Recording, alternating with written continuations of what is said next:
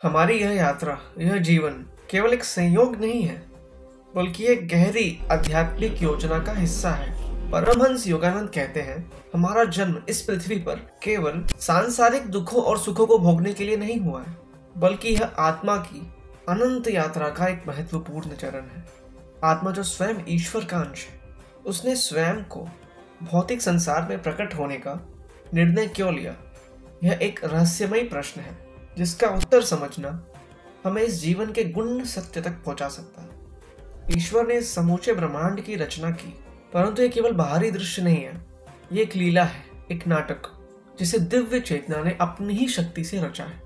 आत्मा मूलतः शुद्ध चेतना का अंश होती है, लेकिन जब वो इस नश्वर संसार में आती है, तो उसे शरीर, मन और अहंकार की सीमाओं में बांध दिया जाता है।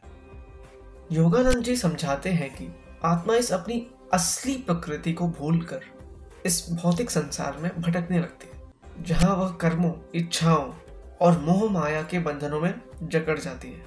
लेकिन यहाँ सबसे महत्वपूर्ण प्रश्न यह है कि आत्मा को आखिर इस यात्रा की आवश्यकता ही क्यों पड़ी? योगानंद जी बताते हैं कि आत्मा पहले से ही मुक्त थी, पूर्ण थी, लेकिन ईश्वर ने अपनी ही शक्ति को अनुभव करने और उसे व्यक्त करने के लिए ये सृष्टि रची। आत्मा जब शुद्ध ब्रह्म में विलीन होती है, तो उसमें कोई अलग अस्तित्व नहीं होता, परंतु जब वो शरीर धारण करती है, तब उसे अपने व्यक्ति अस्तित्व का बोध होता है। ये बोध ही हमें इस संसार की ओर खींचता है, हमें भोग, मोह, प्रेम, पीड़ा और आनंद का अनुभव कराता है। लेकिन ये सब केवल एक भ्रम है, एक सपना जिसमें आत्मा खो गई है। हमारा जन्म इस पृथ्वी पर केवल सांसारिक भोगों के लिए नहीं, बल्कि एक गहरी आध्यात्मिक यात्रा के लिए हुआ है। हर जन्म आत्मा को उस परम सत्य के और करीब ले जाने का प्रयास होता है। जीवन और मृत्यु के इस चक्र में आत्मा अनेक अनुभवों से गुजरती है, अनेक जन्मों में भटकती है, लेकिन इसका अंतिम लक्ष्य केवल एक है, अपनी असली पहचान को पुनः प्राप्त करना।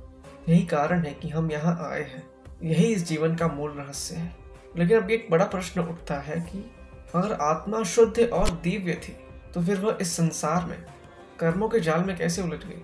परमहंस योगानंद जी हमें यह समझाते हैं कि आत्मा का इस भौतिक संसार में जन्म लेना कर्मों की वजह से होता है। कर्म ही वह अदृश्य धागा है जो आत्मा को बार बार जन्म और मृत्यु के चक्र में बांधे रखता है। जब आत्मा पहली बार इस संसार में आती है, तब वह बिल्कुल शुद्ध होती है, जैसे किसी झील का निर्मल जल। लेकिन जब वह इस संसार में कर्म करने लगती है, तो वह जल धीरे धीरे दूषित होने लगता है। हर विचार, हर क्रिया, हर भावना, यह सभी हमारे कर्मों का निर्माण करती है, और यही कर्म संचित होकर हमारे अगले जन्म का निर्धारण करते हैं। योगानंद जी समझाते हैं कि हमारे जन्म का स्थान, परिवार, परिस्थितियां, यह सब हमारे पूर्व जन्मों के कर्मों का परिणाम होते हैं। अच्छे कर्म हमें अच्छे जीवन की ओर ले जाते हैं, जबकि बुरे कर्म हमें पीड़ा, संघर्ष और दुख की ओर। लेकिन ये संसार केवल अच्छे या बुरे कर्मों का खेल नहीं, यह एक पूरी शिक्षा प्रणाली है, जहां आत्मा को अपने वास्तविक रूप को पहचानने के लिए बार बार जन्म लेना पड़ता है। किसी को निर्धनता मिलती है, किसी को अपार धन दौलत, कोई प्रेम में सुख पाता है, कोई असफल होता है। यह सब कोई भाग्य का खेल नहीं, बल्कि हमारे स्वयं के कर्मों का परिणाम है। योगानंद जी भी बताते हैं, जब तक ये आत्मा इस कर्म के बंधन से मुक्त नहीं होगी, तब तक वह इस जन्म मृत्यु के चक्र में बंधी रहेगी। यह संसार एक विद्यालय की तरह है, जहां आत्मा को शिक्षा तब तक मिलती रहती है, जब तक वह अपनी वास्तविक स्थिति को नहीं पहचान लेती।